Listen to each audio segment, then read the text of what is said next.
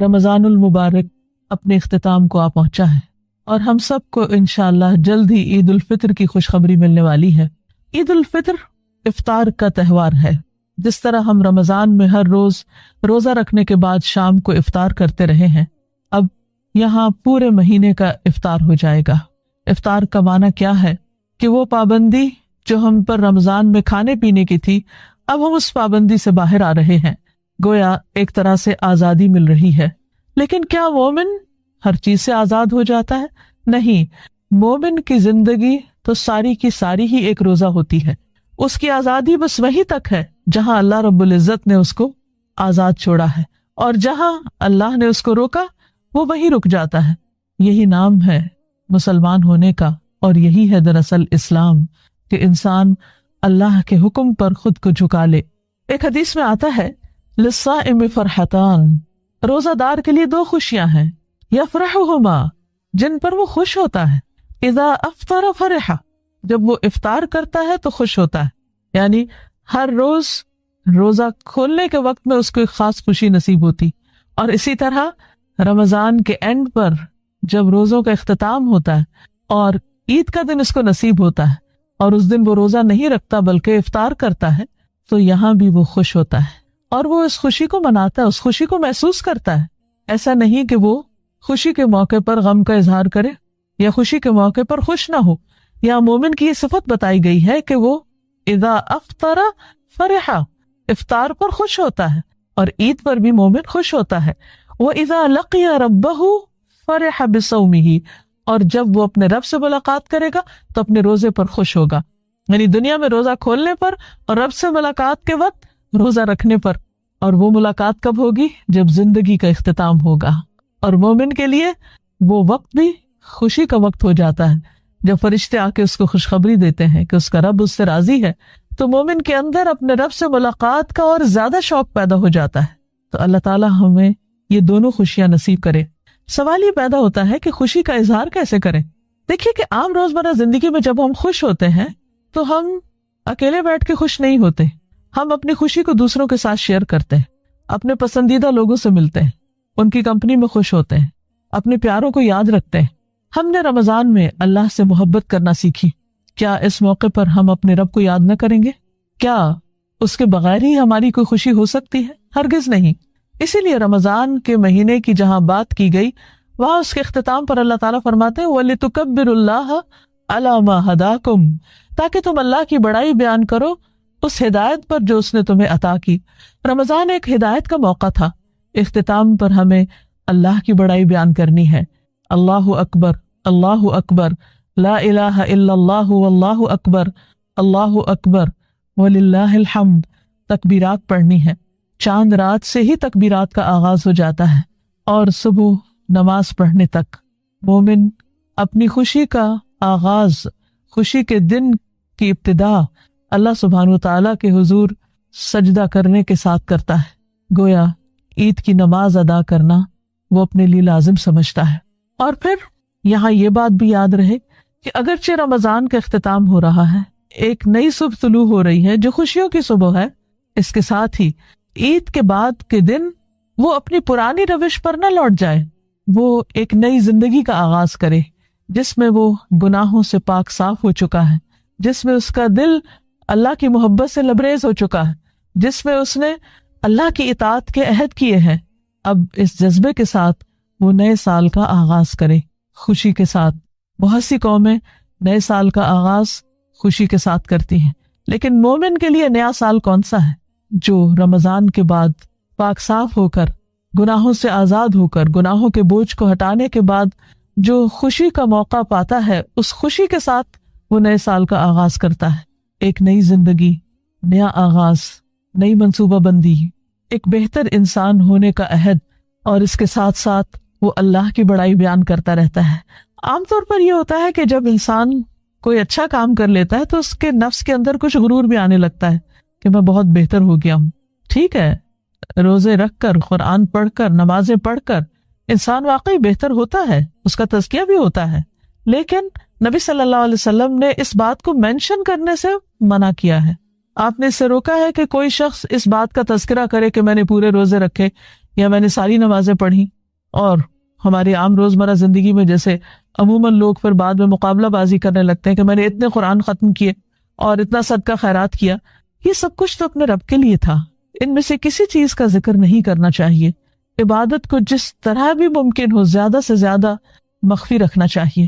اور جب انسان منہ سے بولنا شروع کر دیتا تو ایک طرح سے اس کے اندر ایک بڑائی کا احساس بھی پیدا ہونے لگتا ہے. اس احساس کو ختم کرنے کے لیے بار بار تکبیرات دہرائی جاتی ہیں. اللہ اکبر کبیرہ والحمد للہ کثیرہ وسبحان اللہ بکرۃ واصیلا. اللہ بڑا ہے، بہت ہی بڑا. والحمد للہ کثیرہ، اور بہت کثرت کے ساتھ اللہ کی تعریف جس نے ان سب نیکیوں کی توفیق دی. اور وسبحان اللہ بکرۃ واصیلا، اللہ کی پاکیزگی بیان کرتے ہیں صبح بھی اور شام بھی. عید کی خوشیوں میں اللہ کو یاد کرتے کرتے، اللہ کی بڑائی بیان کرتے ہوئے، تکبیرات بلند کرتے ہوئے ہمیں اللہ کے بندوں کو نہیں بھولنا. نماز عید پر جانے سے پہلے ہمیں صدقہ فطر بھی ادا کرنا ہے. صدقہ فطر کیا ہے؟ نبی صلی اللہ علیہ وسلم نے اس کے بارے میں فرمایا یہ روزہ دار کے لیے پاکیزگی کا ذریعہ ہے. یعنی روزے کی حالت میں اگر اس سے کوئی کوتاہی ہو گئی ہے، کوئی کمی بیشی ہو گئی ہے، کوئی بھول چوک ہو گئی ہے، کہیں کوئی ایسی بات وہ کہہ بیٹھا ہے جو نہیں کہنی چاہیے، تو یہ ان تمام چیزوں کو درست کرنے والی ہے. اور دوسری طرف طعمۃ للمساکین، مسکینوں کا کھانا ہے. عید کی خوشیاں اسی وقت خوشیاں ہو سکتی ہیں جب سارے معاشرے کے اندر خوشیاں ہوں، جب ہر ایک کو کھانے کے لیے کچھ میسر ہو. کیونکہ عید صرف ان لوگوں کی نہیں جن کے پاس کھانے کو کچھ ہے. ہمارے دین نے ہمیں اس بات کا پابند کیا ہے کہ ہم ان کا بھی خیال رکھیں کہ جن کے پاس کھانے کو نہیں ہے ان کی بھی ضروریات پوری کریں. اسی لیے اس بات کو لازم کر دیا گیا کہ صدقہ فطر نماز عید سے پہلے ادا کیا جائے، کیونکہ اگر بعد میں ادا کیا گیا تو وہ ادا نہیں ہوگا، وہ عام صدقہ شمار ہوگا. پھر اسی طرح عید کے دن صاف ستھرا لباس پہننا، غسل کرنا، خوشبو لگانا، اچھے کپڑے پہننا، اللہ تعالیٰ کی نعمتوں کا اعتراف کرنا اور ان کا اظہار کرنا، یہ بھی پسندیدہ چیز ہے. نبی صلی اللہ علیہ وسلم کی سنت سے بھی ثابت ہے. پھر اسی طرح عیدگاہ جانے سے پہلے میٹھا کھانا بھی مسنون ہے، اور اس میں خاص طور پر کھجوریں کھانا جو نبی صلی اللہ علیہ وسلم کا طریقہ تھا. ویسے کوئی بھی میٹھا آپ کھا سکتے ہیں. پھر عیدگاہ جاتے ہوئے راستے میں بھی تکبیرات پڑھنی چاہیے، اور اگر ہو سکے تو پیدل جانا چاہیے، یا یہ کہ گاڑی کہیں دور پارک کر کے انسان کچھ حصہ ضرور عیدگاہ کی طرف قدم اٹھاتے ہوئے چلے، کیونکہ یہ بھی ایک مسنون عمل ہے.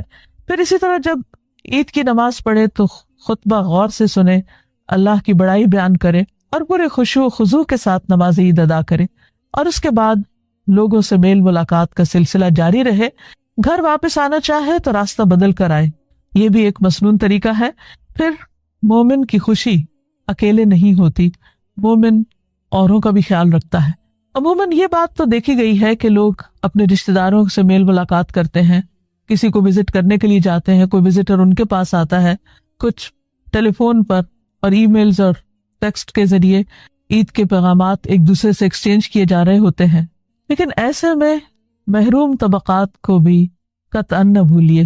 سوچئے ان بیماروں کے بارے میں جو ہسپتالوں میں پڑے ہوئے ہیں اور آج عید کی خوشیوں میں شریک نہیں ہو سکتے. ہو سکے تو ان کو وزٹ کیجیے. اسی طرح کچھ لوگ قید کی حالت میں ہو سکتے ہیں، جیلوں میں ہو سکتے ہیں، ان کے بارے میں بھی سوچئے. دیگر تکلیف میں مبتلا لوگوں کے بارے میں بھی سوچئے، کیونکہ مومن ہر حال میں اپنے رب کی اطاعت کرتا ہے اور اس کی مخلوق پر مہربان ہوتا ہے. کیونکہ مومن کی خوشی صرف جسمانی خوشی نہیں ہوتی، وہ صرف کھانا پینا اور کھیل کود میں ہی حصہ نہیں لیتا، بلکہ اس کی خوشی روحانی خوشی ہوتی ہے. اسی لیے وہ ذکر اور نماز کے ساتھ دن کا آغاز کرتا ہے، پھر ظہر کی نماز کی ادائیگی کو بھی بھولتا نہیں، اور پھر نمازوں کے وقفوں کے بیچ میں انسانوں کے حقوق کو بھی فراموش نہیں کرتا. وہ صرف اپنے لیے خوشیاں سمیٹنے والا نہیں ہوتا، بلکہ وہ خوشیوں کو بانٹنے والا ہوتا ہے.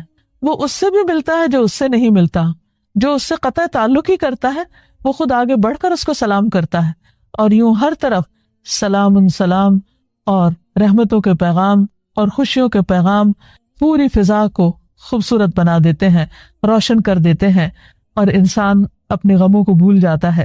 ایک اور بات جس کا تذکرہ کرنا چاہوں گی وہ یہ ہے کہ انسان عید کی خوشی میں محو ہو کر اپنے کل کو نہ بھولے.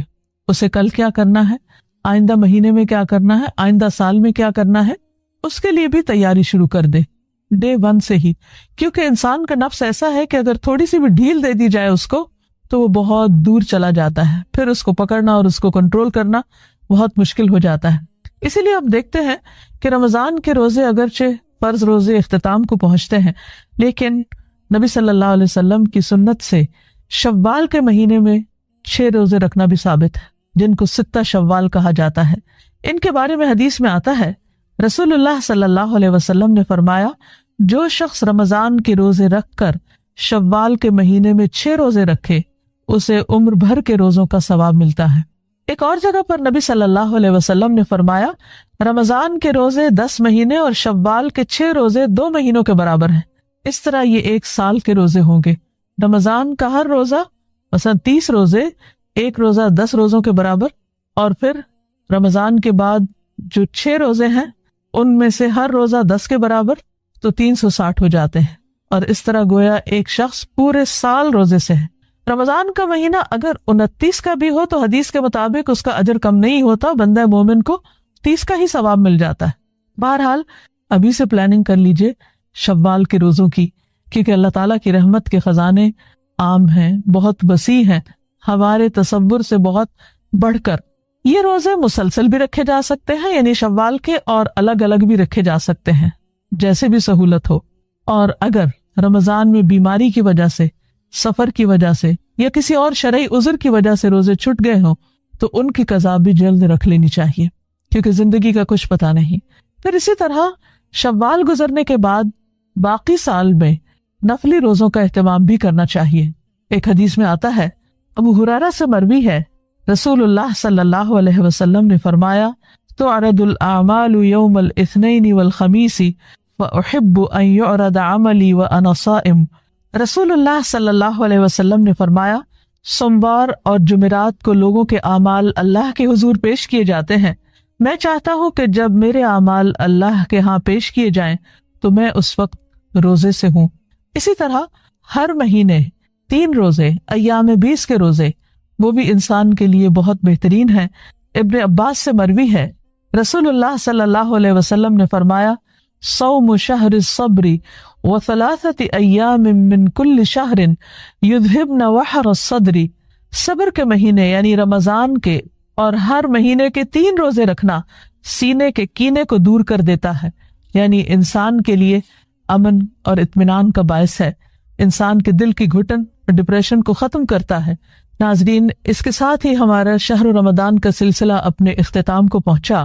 مجھے امید ہے کہ آپ ایک نئی ایمانی قوت کے ساتھ، نئے عملی حوصلے کے ساتھ زندگی کی جد و جہد میں داخل ہوں گے۔ تو اللہ تعالیٰ سے دعا ہے کہ وہ اس رمضان کو ہمارے لیے نیکیوں کے دروازے کھول لیں اور اپنے نفس کے شر اور غلط فہمیوں سے بچ کر اللہ کی پناہ میں جانے کے راستے ہمارے لیے ہموار کر دے۔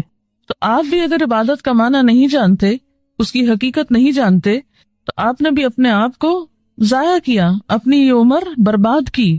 آپ کی ساری کوششیں، چاہے آپ آسمان سے تارے توڑ لائیں، بڑی بڑی ایجادات کر ڈالیں، بڑے بڑے انکشافات کر لیں، لیکن آپ کی ساری کوششیں کیا ہوئی، کیا رہی؟ ہاں، واقعی رائے گاہ گئی۔ مثال کے طور پر یہ پینسل کس کام کے لیے ہے؟ لکھنے کے لیے۔ اگر آپ اسے جھاڑو دینے لگے، ہاں، اس کا صحیح استعمال ہے، لیکن آپ کا نہیں ہو سکتا ہے کیونکہ تنکے کی طرح آگے سے تو یہ کام بھی لے لیتے ہیں اس سے۔ جھاڑو تو دلے نہیں گئی اور یہ بھی ٹوٹ جائے گی۔ مثلاً آپ کو دیوار میں کیل ٹھونکنا ہے، آپ اٹھائیں اس گھڑی کو اور ٹھونکنے لگے، کیا ہوگا؟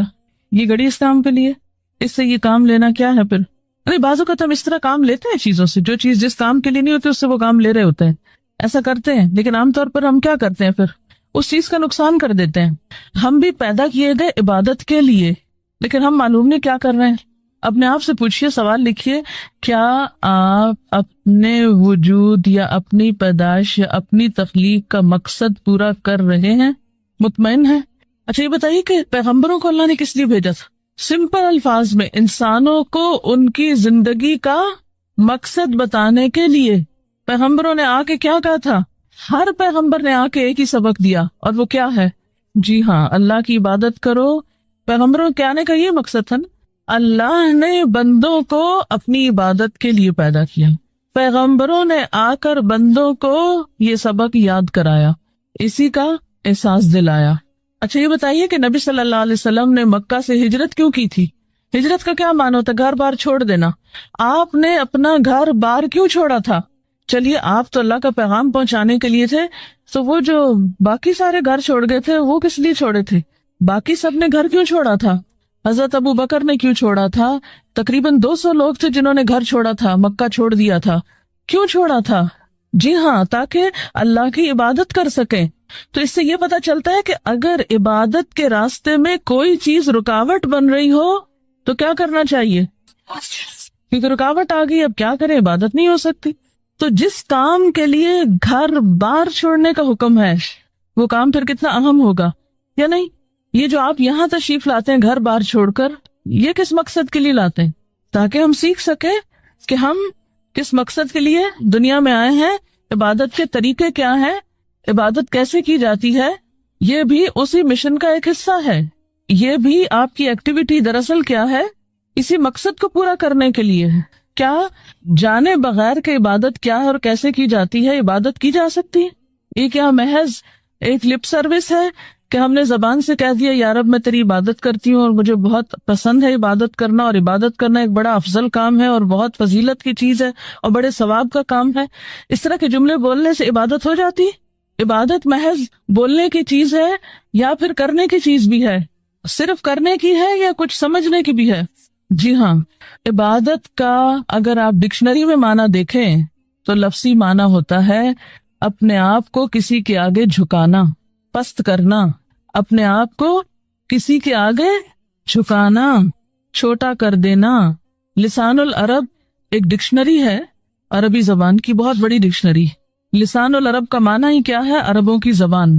لسان العرب میں عبادت کی جو ڈیفینیشن بتائی گئی ہے وہ ہے اصل العبودیت الخضوع والتذلل.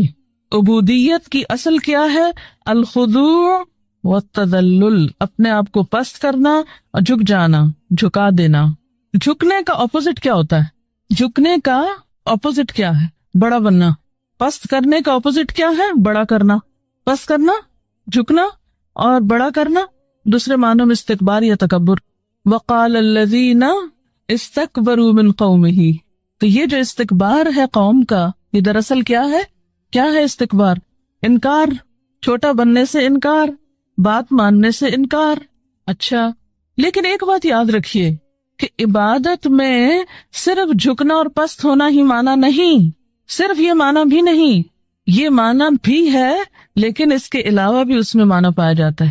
یہ بہت اہم بات ہے، کیونکہ اگر انسان اس کو محض جھکنے کے معنوں میں لے لے، محض چھوٹا ہونے کے معنوں میں، محض عاجزی کرنے کے معنوں میں، تو اس سے بات نہیں بنتی. اس کے بارے میں حکم یہ ہے کہ جب عبادت کی نسبت اللہ کی طرف ہو، ایک ہے عبد کی نسبت بندے کی طرف، یعنی کسی انسان کا غلام ہونا، تو اس میں تو بس یہی دو معنی ہے کہ اس کے آگے عاجزی برتنا، اپنے آپ کو اس سے چھوٹا سمجھنا. کیونکہ جب تک کوئی اپنے آپ کو دوسرے سے چھوٹا نہیں سمجھتا وہ اس کا حکم مانتا ہے؟ نہیں مانتا. حکم مانا ہی کب جاتا ہے اور کہاں مانا جاتا ہے؟ جس کو انسان اپنے آپ سے بڑا سمجھتا ہے. مثلا کسی بھی ادارے میں ایک پی این ہے فار ایگزامپل، اور ایک اس کا ہیڈ ہے. اب پی این ہیڈ کی بات مانے گا یا ہیڈ پی این کا حکم مانے گا؟ پی این مانے گا ہیڈ کی بات، نہ کہ ہیڈ مانے گا پی این کا حکم. کیوں؟ وائی؟ یہ ایک عام اصول ہے. یہ ٹھیک ہے یا نہیں ہے یہ الگ بات ہے، ایک عام رواج ہے زندگی. کس لیے؟ عام حالات میں بھی بچوں کو کیا کہا جاتا ہے کہ وہ کیا کریں؟ اپنے بڑوں کا کہا مانو. عام محاورہ ہے نا بڑوں کا کہا ماننے کا، ٹھیک ہے؟ تو جو اپنے آپ کو خود ہی بڑا سمجھے وہ کبھی دوسرے کی بات نہیں مانتے ہوتے. انکار اور نافرمانی میں اصل چیز تکبر ہی ہے اس کا سبب. تو بہرحال بات میں یہ کر رہی تھی کہ جب عبد کی نسبت کسی بندے کی طرف ہوتی ہے تو اس میں خضوع اور تذلل ہے، لیکن جب عبد کی نسبت اللہ تعالیٰ کی طرف ہو، یعنی عبادت اللہ کی، تو اس میں محبت کا مفہوم بھی شامل ہو جاتا ہے. شریعت میں عبادت کا معنی ایسی کیفیت جس میں انتہائی محبت کے ساتھ انتہائی خضوع اور خوف ہو. ابن کثیر نے یہ تعریف لکھی ہے. ابن کثیر کون ہے؟ مفسر قرآن ہے، قرآن کی تفسیر لکھی ہے انہوں نے، ٹھیک ہے؟ تو ابن کثیر کیا کہتے ہیں کہ عبادت اس کیفیت کا نام ہے جس میں انتہائی محبت کے ساتھ انتہائی خوف اور خضوع یعنی عاجزی پائی جاتی ہے۔ ایک طرف انتہائی محبت ہے اور دوسری طرف انتہائی خوف ہے اور انتہائی عاجزی۔ اب ذرا فیل کریں اس کو، یہ کیسے ہوگا؟ دو کنٹراڈکشن، دو متضاد چیزیں دل کے اندر، ایک طرف انتہائی محبت اور ایک طرف انتہائی خوف، اور ان دو چیزوں کی وجہ سے انتہائی عاجزی۔ محبت انسان کو کیا بناتی؟ متکبر۔ ذرا سوچئے، جو کسی سے محبت کرتا ہے اس کا غلام بن جاتا ہے کہ نہیں؟ اس کی ہر بات ماننے لگتا ہے، ٹھیک ہے نا؟ اور جو کسی سے ڈرتا ہے وہ بھی کیا کرتا ہے؟ اس کی ہر بات ماننے لگتا ہے۔ تو اس سے پھر معنی اطاعت کا نکل آیا۔ عام طور پر جو معنی کیا جاتا ہے نا کہ عبادت کا معنی اطاعت ہے، تو یہ اسی معنی میں کی جاتی ہے، یہ اس کا ڈرائیوڈ میننگ ہے، ڈائریکٹ میننگ نہیں ہے، جس کو کہتے ہیں نا اس سے مراد یہ ہے۔ کیا سمجھ میں آیا؟ ابھی یہ جو میں بات کر رہی تھی نا کہ انتہائی محبت کے ساتھ انتہائی خوف، دو متضاد کیفیات، یہ بالکل بیلنس کر دیتی ہیں اس احساس کو۔ اور اگر یہ دو طرف نہ ہو، صرف یک طرفہ بات ہو، تو وہ بات درست ہی نہیں رہتی۔ مثلاً اگر آپ کہیں کہ عبادت میں صرف انتہائی محبت ہے اور خوف نام کی چیز کوئی نہیں، تو کیا ہوگا؟ اعتدال ختم ہو جائے گا۔ اور اگر کہیں انتہائی خوف ہے اور محبت نام کی چیز نہیں، اور اگر ایک زیادہ اور دوسرا کم ہے، تو بھی بات نہیں بنے گی۔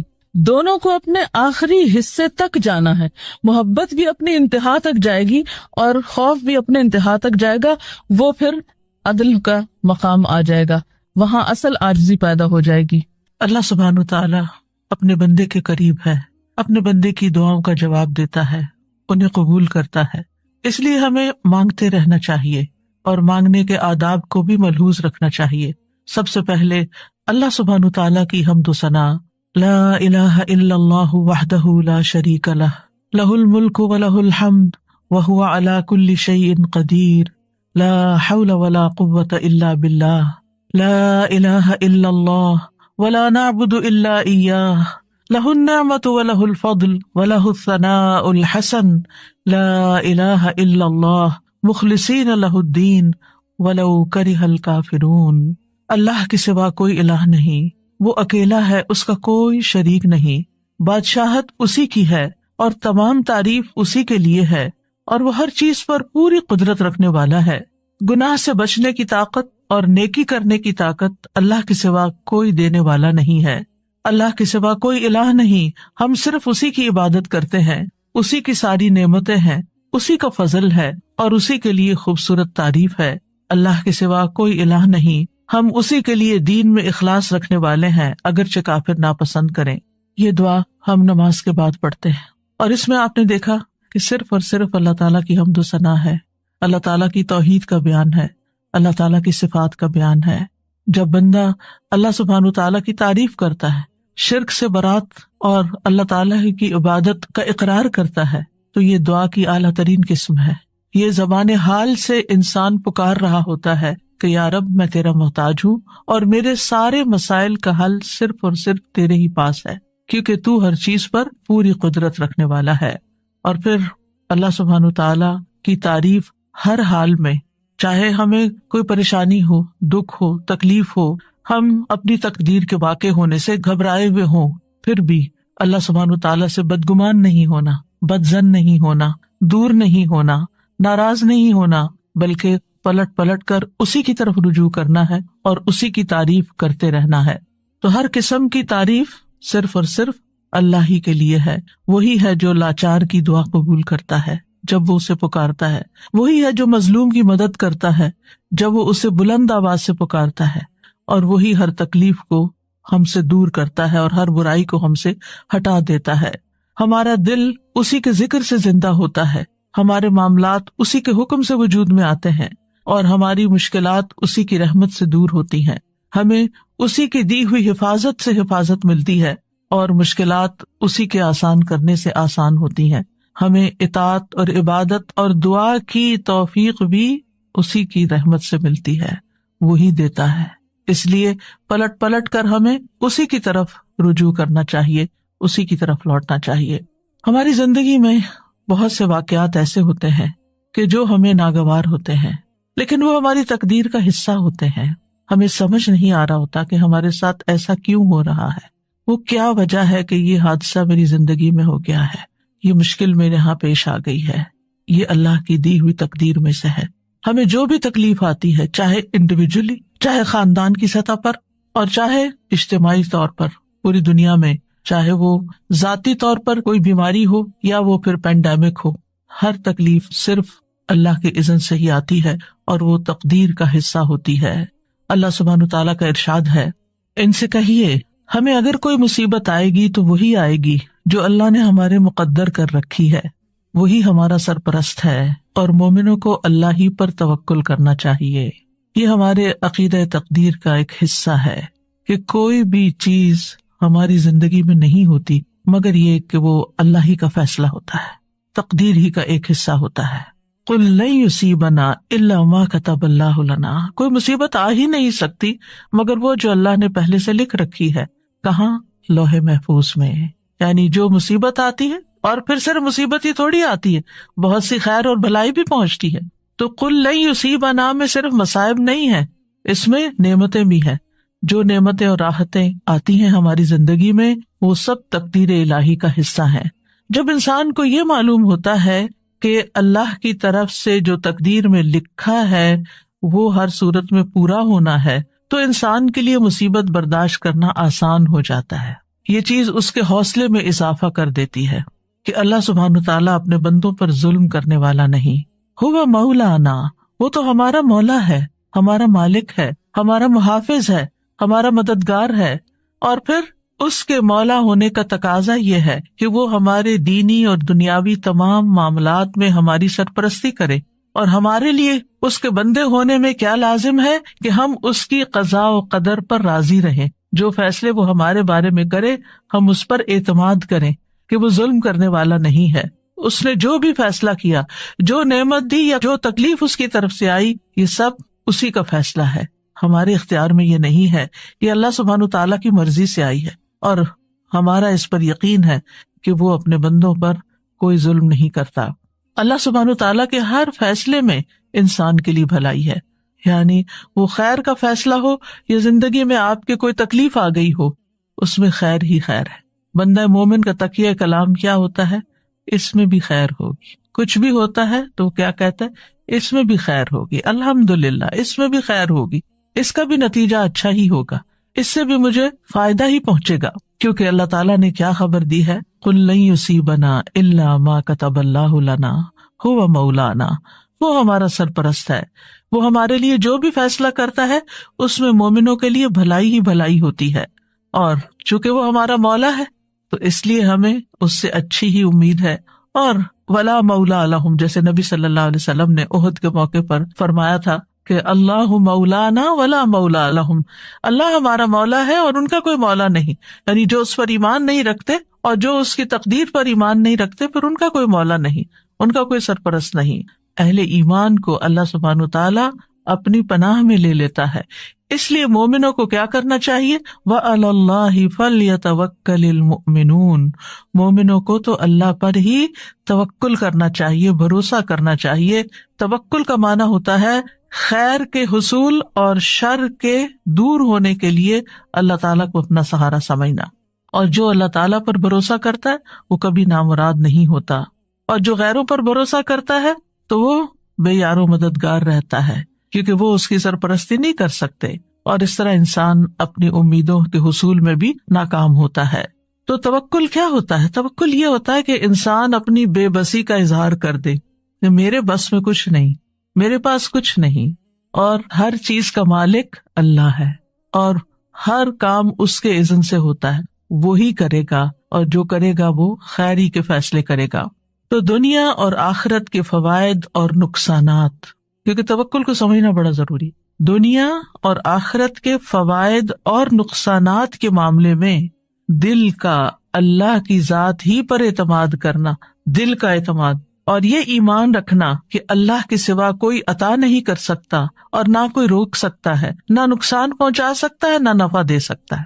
اللہم لا مانع لما اعطیت ولا معطی لما منعت ولا ينفع ذا الجد منک الجد، یعنی کوئی بھی فائدہ ہے یا کوئی بھی نقصان ہے، اپنی زندگی میں آنے والے فوائد اور نقصانات دونوں کی طرف نظر کیجئے۔ اس معاملے میں کوئی بھی نقصان ہوا، کوئی بھی تکلیف آئی، کوئی بیماری آئی، کوئی مشکل آئی، کوئی بری خبر سنی، کوئی بھی چیز، یہ اللہ کا فیصلہ ہے. اور پھر دل کا اس بات پر اعتماد ہے، ایمان ہے، یقین ہے کہ اللہ اچھا ہی کرے گا.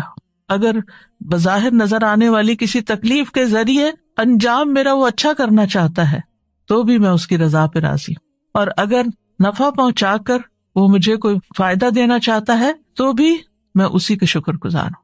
یعنی اپنا ہر معاملہ اللہ تعالیٰ کے سپرد کر دینا، اور اس بات کا یقین رکھنا کہ اگر اس نے میرے لیے خیر لکھی ہے تو کوئی روک ہی نہیں سکتا، اور اگر اس کی طرف سے میرے لیے کوئی آزمائش یا تکلیف راستے میں ہے تو پھر کوئی اور میری مدد کر ہی نہیں سکتا.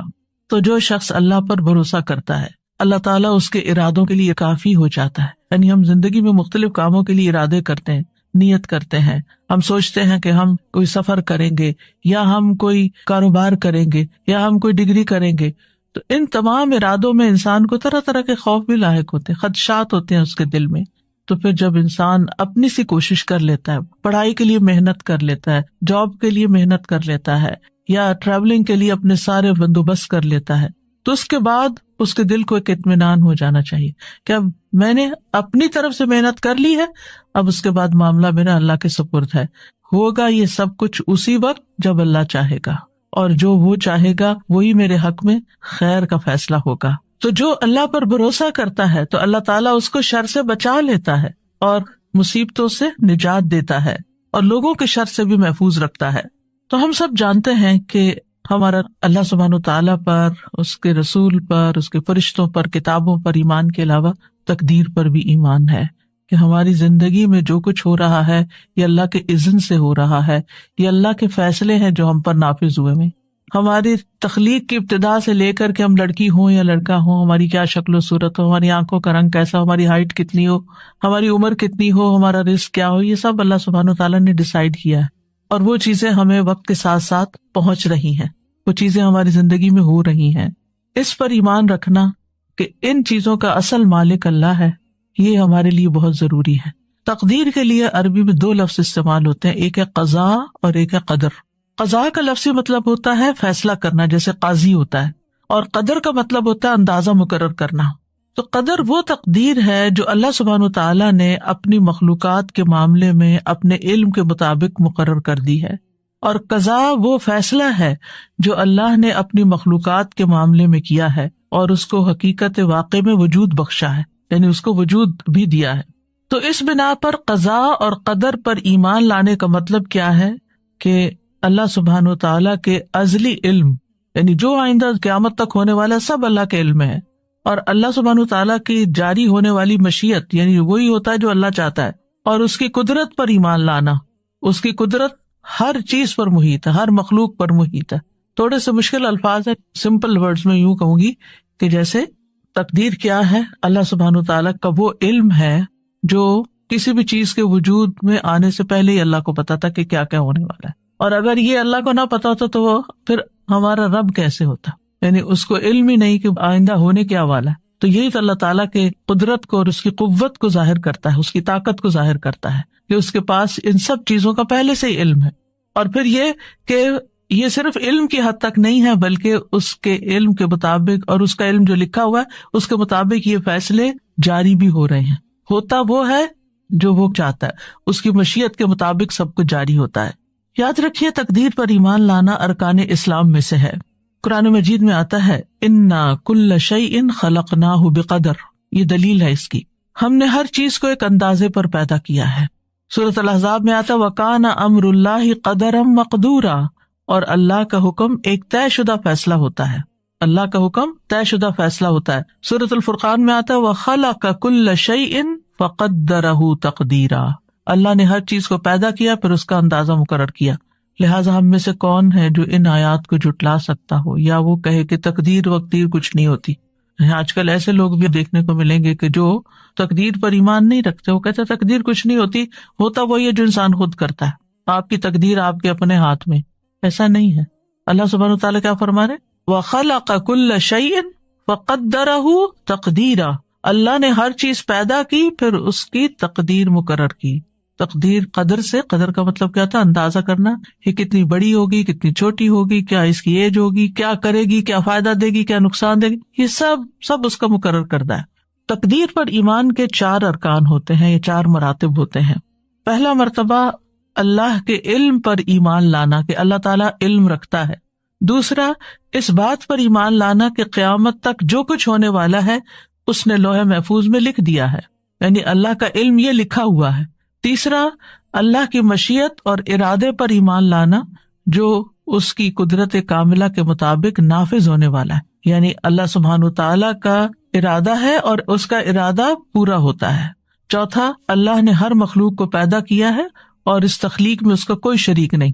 تو ہمارا اس بات پر ٹھوس ایمان ہے کہ اللہ سبحانہ تعالیٰ اپنے ازلی سے مطلب یہ کہ بگننگ سے علم کی بنا پر ہر چیز کو جانتا ہے، جو کچھ ہو چکی، جو ہو رہی ہے، جو آئندہ ہونے والی ہے، سب کچھ اس کے لیے غیب اور حاضر کیا ہے؟ برابر ہے۔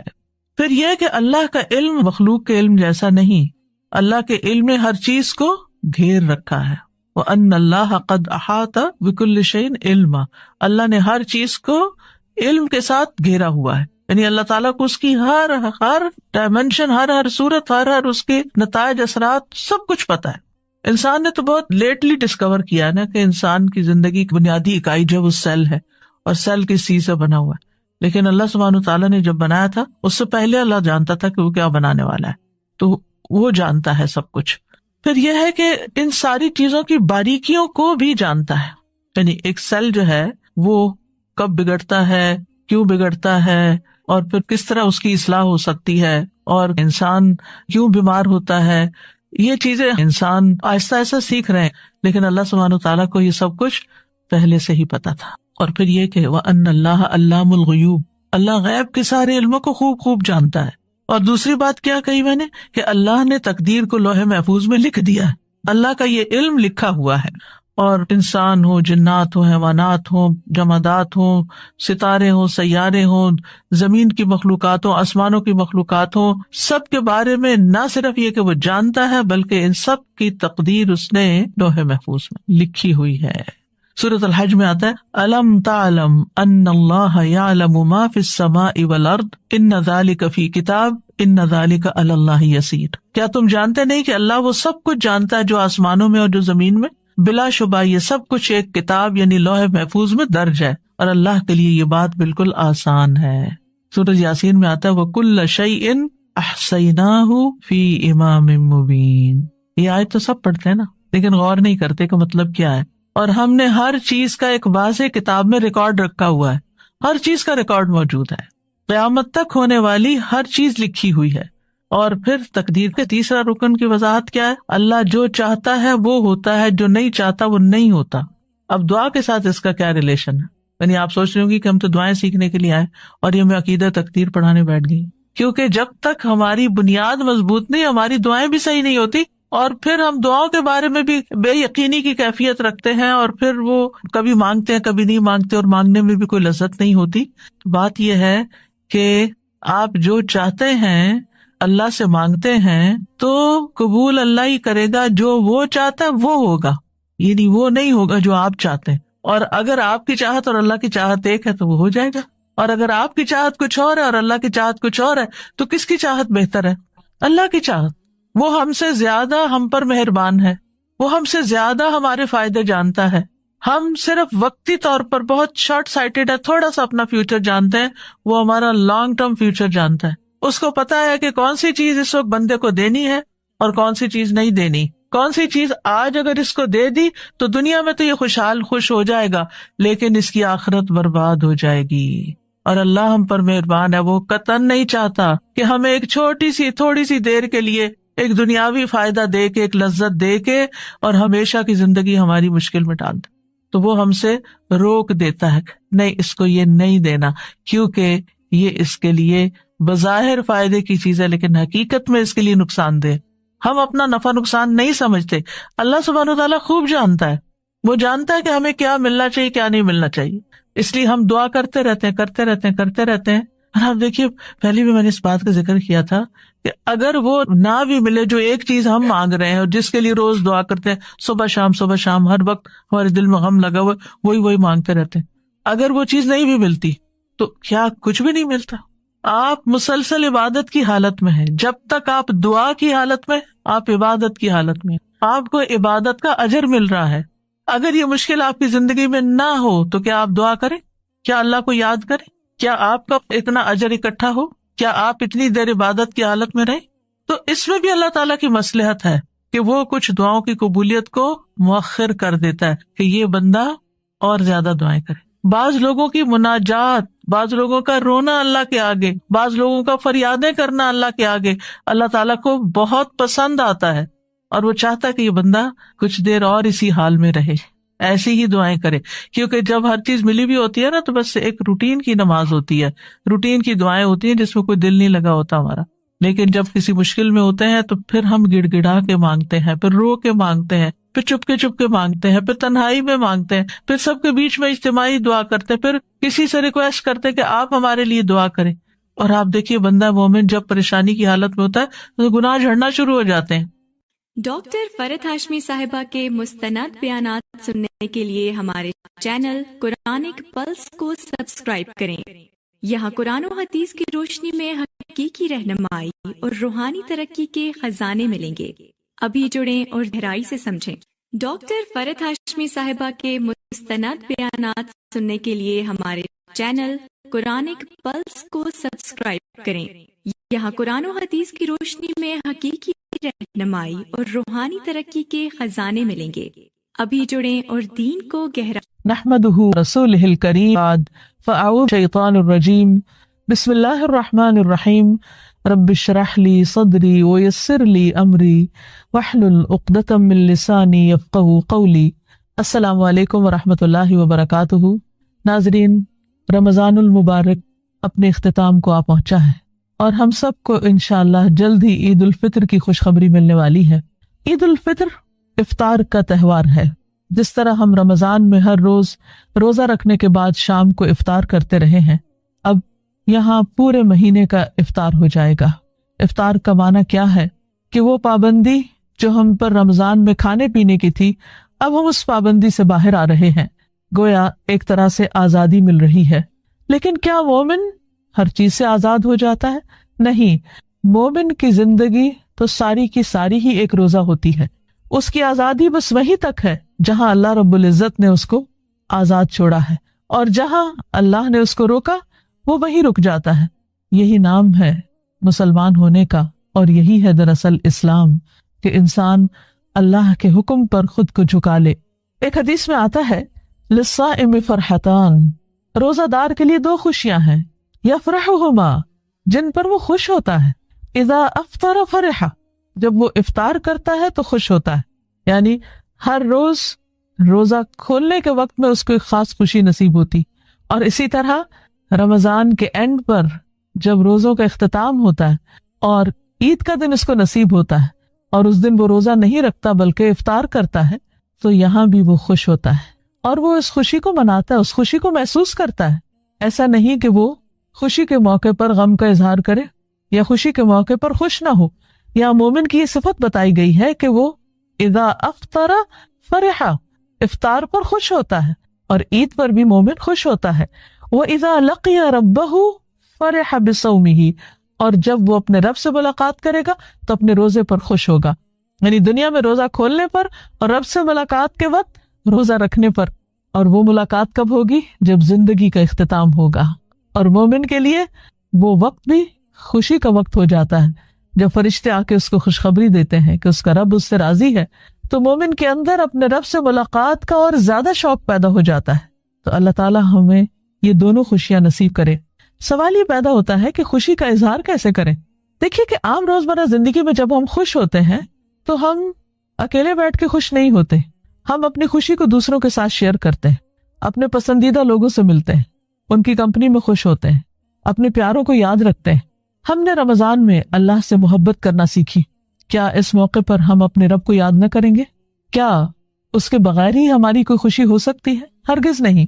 اسی لیے رمضان کے مہینے کی جہاں بات کی گئی وہاں اس کے اختتام پر اللہ تعالیٰ فرماتے ہیں وَلِتُكَبِّرُوا اللَّهَ عَلَى مَا هَدَاكُمْ، تاکہ تم اللہ کی بڑائی بیان کرو اس ہدایت پر جو اس نے تمہیں عطا کی. رمضان ایک ہدایت کا موقع تھا. اختتام پر ہمیں اللہ کی بڑائی بیان کرنی ہے اللہ اکبر لا الہ الا اللہ واللہ اکبر وللہ الحمد تکبیرات پڑھنی ہے۔ چاند رات سے ہی تکبیرات کا آغاز ہو جاتا ہے اور صبح نماز پڑھنے تک مومن اپنی خوشی کا آغاز، خوشی کے دن کی ابتدا اللہ سبحانہ و تعالیٰ کے حضور سجدہ کرنے کے ساتھ کرتا ہے، گویا عید کی نماز ادا کرنا وہ اپنے لیے لازم سمجھتا ہے۔ اور پھر یہاں یہ بات بھی یاد رہے کہ اگرچہ رمضان کا اختتام ہو رہا ہے، ایک نئی صبح طلوع ہو رہی ہے جو خوشیوں کی صبح ہے، اس کے ساتھ ہی عید کے بعد کے دن وہ اپنی پرانی روش پر نہ لوٹ جائے، وہ ایک نئی زندگی کا آغاز کرے جس میں وہ گناہوں سے پاک صاف ہو چکا ہے، جس میں اس کا دل اللہ کی محبت سے لبریز ہو چکا ہے، جس میں اس نے اللہ کی اطاعت کے عہد کیے ہیں۔ اب اس جذبے کے ساتھ وہ نئے سال کا آغاز کرے خوشی کے ساتھ۔ بہت سی قومیں نئے سال کا آغاز خوشی کے ساتھ کرتی ہیں، لیکن مومن کے لیے نیا سال کون سا ہے؟ جو رمضان کے بعد پاک صاف ہو کر، گناہوں سے آزاد ہو کر، گناہوں کے بوجھ کو ہٹانے کے بعد جو خوشی کا موقع پاتا ہے، اس خوشی کے ساتھ وہ نئے سال کا آغاز کرتا ہے۔ ایک نئی زندگی، نیا آغاز، نئی منصوبہ بندی، ایک بہتر انسان ہونے کا عہد، اور اس کے ساتھ ساتھ وہ اللہ کی بڑائی بیان کرتا رہتا ہے۔ عام طور پر یہ ہوتا ہے کہ جب انسان کوئی اچھا کام کر لیتا ہے تو اس کے نفس کے اندر کچھ غرور بھی آنے لگتا ہے کہ میں بہت بہتر ہو گیا ہوں۔ ٹھیک ہے، روزے رکھ کر، قرآن پڑھ کر، نمازیں پڑھ کر انسان واقعی بہتر ہوتا ہے، اس کا تزکیہ بھی ہوتا ہے، لیکن نبی صلی اللہ علیہ وسلم نے اس بات کو مینشن کرنے سے منع کیا ہے۔ آپ نے اس سے روکا ہے کہ کوئی شخص اس بات کا تذکرہ کرے کہ میں نے پورے روزے رکھے یا میں نے ساری نمازیں پڑھی۔ اور ہماری عام روزمرہ زندگی میں جیسے عموماً لوگ پھر بعد میں مقابلہ بازی کرنے لگتے ہیں کہ میں نے اتنے قرآن ختم کیے اور اتنا صدقہ خیرات کیا۔ یہ سب کچھ تو اپنے رب کے لیے تھا، ان میں سے کسی چیز کا ذکر نہیں کرنا چاہیے۔ عبادت کو جس طرح بھی ممکن ہو زیادہ سے زیادہ مخفی رکھنا چاہیے، اور جب انسان منہ سے بولنا شروع کر دیتا ہے تو ایک طرح سے اس کے اندر ایک بڑائی کا احساس بھی پیدا ہونے لگتا ہے۔ اس احساس کو ختم کرنے کے لیے بار بار تکبیرات دہرائی جاتی ہیں، اللہ اکبر کبیرہ والحمد للہ کثیرہ وسبحان اللہ بکرۃ واصیلا۔ اللہ بڑا ہے، بہت ہی بڑا، والحمد للہ کثیرہ، اور بہت کثرت کے ساتھ اللہ کی تعریف جس نے ان سب نیکیوں کی توفیق دی، اور وسبحان اللہ بکرۃ واصیلا، اللہ کی پاکیزگی بیان کرتے ہیں صبح بھی اور شام بھی۔ عید کی خوشیوں میں اللہ کو یاد کرتے کرتے، اللہ کی بڑائی بیان کرتے ہوئے، تکبیرات بلند کرتے ہوئے ہمیں اللہ کے بندوں کو نہیں بھولنا۔ نماز عید پر جانے سے پہلے ہمیں صدقہ فطر بھی ادا کرنا ہے۔ صدقہ فطر کیا ہے؟ نبی صلی اللہ علیہ وسلم نے اس کے بارے میں فرمایا، یہ روزہ دار کے لیے پاکیزگی کا ذریعہ ہے، یعنی روزے کی حالت میں اگر اس سے کوئی کوتاہی ہو گئی ہے، کوئی کمی بیشی ہو گئی ہے، کوئی بھول چوک ہو گئی ہے، کہیں کوئی ایسی بات وہ کہہ بیٹھا ہے جو نہیں کہنی چاہیے، تو یہ ان تمام چیزوں کو درست کرنے والی ہے۔ اور دوسری طرف طعمۃ للمساکین، مسکینوں کا کھانا ہے۔ عید کی خوشیاں اسی وقت خوشیاں ہو سکتی ہیں جب سارے معاشرے کے اندر خوشیاں ہوں، جب ہر ایک کو کھانے کے لیے کچھ میسر ہو، کیونکہ عید صرف ان لوگوں کی نہیں جن کے پاس کھانے کو کچھ ہے۔ ہمارے دین نے ہمیں اس بات کا پابند کیا ہے کہ ہم ان کا بھی خیال رکھیں کہ جن کے پاس کھانے کو نہیں ہے ان کی بھی ضروریات پوری کریں۔ اسی لیے اس بات کو لازم کر دیا گیا کہ صدقہ فطر نماز عید سے پہلے ادا کیا جائے، کیونکہ اگر بعد میں ادا کیا گیا تو وہ ادا نہیں ہوگا، وہ عام صدقہ شمار ہوگا۔ پھر اسی طرح عید کے دن صاف ستھرا لباس پہننا، غسل کرنا، خوشبو لگانا، اچھے کپڑے پہننا، اللہ تعالیٰ کی نعمتوں کا اعتراف کرنا اور ان کا اظہار کرنا، یہ بھی پسندیدہ چیز ہے، نبی صلی اللہ علیہ وسلم کی سنت سے بھی ثابت ہے۔ پھر اسی طرح عیدگاہ جانے سے پہلے میٹھا کھانا بھی مسنون ہے، اور اس میں خاص طور پر کھجوریں کھانا جو نبی صلی اللہ علیہ وسلم کا طریقہ تھا۔ ویسے کوئی بھی میٹھا آپ کھا سکتے ہیں۔ پھر عیدگاہ جاتے ہوئے راستے میں بھی تکبیرات پڑھنی چاہیے، اور اگر ہو سکے تو پیدل جانا چاہیے، یا یہ کہ گاڑی کہیں دور پارک کر کے انسان کچھ حصہ ضرور عیدگاہ کی طرف قدم اٹھاتے ہوئے چلے، کیونکہ یہ بھی ایک مسنون عمل ہے۔ پھر اسی طرح جب عید کی نماز پڑھے تو خطبہ غور سے سنے، اللہ کی بڑائی بیان کرے اور پورے خشوع و خضوع کے ساتھ نماز عید ادا کرے، اور اس کے بعد لوگوں سے میل ملاقات کا سلسلہ جاری رہے۔ گھر واپس آنا چاہے تو راستہ بدل کر آئے، یہ بھی ایک مسنون طریقہ ہے۔ پھر मोमिन की खुशी अकेले नहीं होती, मोमिन औरों का भी ख्याल रखता है। अमूमन ये बात तो देखी गई है कि लोग अपने रिश्तेदारों से मेल मुलाकात करते हैं, किसी को विजिट करने के लिए जाते हैं, कोई विजिटर उनके पास आता है, कुछ टेलीफोन पर और ईमेल्स और टेक्स्ट के जरिए ईद के पैगामात एक दूसरे से एक्सचेंज किए जा रहे होते हैं। लेकिन ऐसे में महरूम तबकात को भी कतअन न भूलिए। सोचिए उन बीमारों के बारे में जो अस्पतालों में पड़े हुए हैं और आज ईद की खुशियों में शरीक नहीं हो सकते। हो सके तो उनको विजिट कीजिए। इसी तरह कुछ लोग कैद की हालत में हो सकते हैं, जेलों में हो सकते हैं, उनके बारे में भी सोचिए। दीगर तकलीफ में मुब्तला लोगों के बारे में भी सोचिए, क्योंकि मोमिन हर हाल में अपने रब की इताअत करता है और उसकी मखलूक पर मेहरबान होता है। क्योंकि मोमिन की खुशी सिर्फ जिस्मानी खुशी नहीं होती, वो सिर्फ खाना पीना और खेल कूद में ही हिस्सा नहीं लेता, बल्कि उसकी खुशी रूहानी खुशी होती है। इसीलिए वो जिक्र और नमाज के साथ दिन का आगाज करता है, फिर ज़ोहर की नमाज की अदायगी को भी भूलता नहीं, और फिर नमाजों के वक्फों के बीच में इंसानों के हुकूक को भी फरामोश नहीं करता। वो सिर्फ अपने लिए खुशियां समेटने वाला नहीं होता, बल्कि वो खुशियों को बांटने वाला होता है। वो उससे भी मिलता है जो उससे नहीं मिलता, जो उससे कतई ताल्लुक ही करता है वो खुद आगे बढ़कर उसको सलाम करता है, और यूं हर तरफ सलाम सलाम और रहमतों के पैगाम और खुशियों के पैगाम पूरी फिजा को खूबसूरत बना देते हैं, रोशन कर देते हैं, और इंसान अपने गमों को भूल जाता है। एक और बात जिसका तस्करा करना चाहूंगी वो ये है कि इंसान ईद की खुशी में महव होकर अपने कल को ना भूले। उसे कल क्या करना है, आइंदा महीने में क्या करना है, आइंदा साल में क्या करना है, उसके लिए भी तैयारी शुरू कर दे डे 1 से ही। क्योंकि इंसान का नफ्स ऐसा है कि अगर थोड़ी सी भी ढील दे दी जाए उसको तो वो बहुत दूर चला जाता है, फिर उसको पकड़ना और उसको कंट्रोल करना बहुत मुश्किल हो जाता है। इसीलिए अब देखते हैं कि रमजान के रोजे अगरचे फर्ज रोजे इख्तिताम को पहुंचते हैं, लेकिन नबी सल्लल्लाहु अलैहि वसल्लम की सुन्नत से शव्वाल के महीने में 6 रोजे रखना भी साबित है, जिनको सित्ता शव्वाल कहा जाता है। इनके बारे में हदीस में आता है, रसूलुल्लाह सल्लल्लाहु अलैहि वसल्लम ने फरमाया, जो शख्स रमजान के रोजे रखकर शव्वाल के महीने में 6 रोजे रखे उसे उम्र भर के रोजों का सवाब मिलता है। एक और जगह पर नबी सल्लल्लाहु अलैहि वसल्लम ने फरमाया, रमजान के रोजे 10 महीने और शव्वाल के 6 रोजे 2 महीनों के बराबर हैं। इस तरह ये 1 साल के रोजे होंगे। रमजान का हर रोजा मसलन 30 रोजे, 1 रोजा 10 रोजों के बराबर, और फिर रमजान के बाद जो 6 रोजे हैं उनमें से हर रोजा 10 के बराबर, तो 360 हो जाते हैं। और इस तरह गोया एक शख्स पूरे साल रोजे से है। रमजान का महीना अगर 29 का भी हो तो हदीस के मुताबिक उसका अजर कम नहीं होता, बंदा मोमिन को 30 का ही सवाब मिल जाता है। बहरहाल अभी से प्लानिंग कर लीजिए शव्वाल के रोजों की, क्योंकि अल्लाह ताला की रहमत के खजाने आम हैं, बहुत वसी हैं, हमारे तसव्वुर से बहुत बढ़कर। ये रोजे मुसलसल भी रखे जा सकते हैं, यानी शव्वाल के और अलग अलग भी